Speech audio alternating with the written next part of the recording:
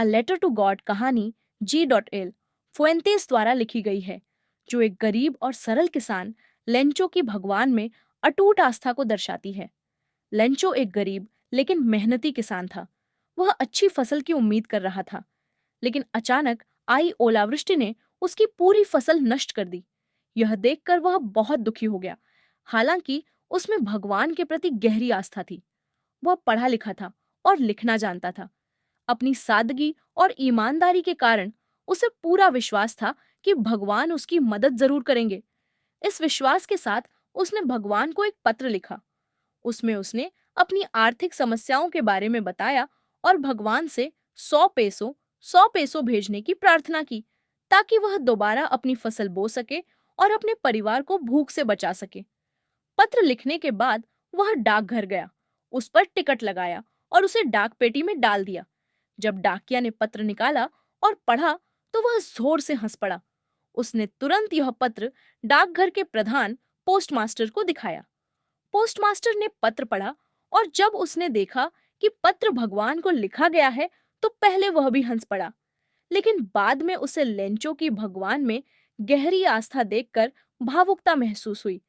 उसने लेंचो के विश्वास को बनाए रखने का निर्णय लिया। पोस्टमास्टर ने अपने कर्मचारियों से दान देने के लिए कहा और खुद भी अपनी तनख्वाह से कुछ पैसे दिए। हालांकि वे 100 पेसो नहीं जुटा सके, बल्कि कुल 70 पेसो ही इकट्ठा हुए। फिर उसने यह पैसे एक लिफाफे में डालकर लेंचो को भेज दिए। अगले रविवार लेंचो डाकघर आया, यह देखने कि कोई पत्र आया है या नहीं। पोस्टमास्टर ने प्यार से लिफाफा उसे सौंप दिया।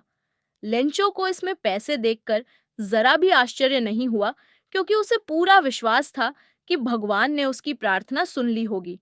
लेकिन जब उसने लिफाफा खोलकर पैसे गिने तो उसे गुस्सा आ गया। उसमें केवल 70 पेसो थे। उसे पूरा भरोसा था कि भगवान कोई गलती नहीं कर सकते। उसने तुरंत कागज और स्याही मांगी और भगवान को दूसरा पत्र लिखा। इस पत्र में उसने शिकायत की कि उसने 100 पेसो मांगे थे, लेकिन केवल 70 पेसो मिले। उसे लगा कि डाकघर के कर्मचारियों ने बाकी 30 पेसो चुरा लिए हैं। इसलिए उसने भगवान से दोबारा पैसे भेजने की विनती की, लेकिन इस बार यह भी लिखा कि भगवान पैसे डाक के जरिए न भेजें, क्योंकि डाकघर के कर्मचारी चोरों का झुंड है। इस कहानी से हमें यह शिक्षा मिलती है कि भगवान में विश्वास रखने से कठिन परिस्थितियों में भी हमें उम्मीद मिलती है। साथ ही यह भी दिखाया गया है कि इंसानियत आज भी मौजूद है।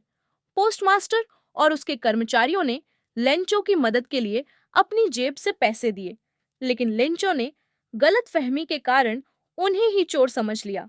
इस कहानी से हमें यह सीखने को मिलता है कि हमें दूसरों की मदद के लिए हमेशा तत्पर रहना चाहिए और किसी भी निष्कर्ष पर पहुंचने से पहले पूरी सच्चाई जान लेनी चाहिए।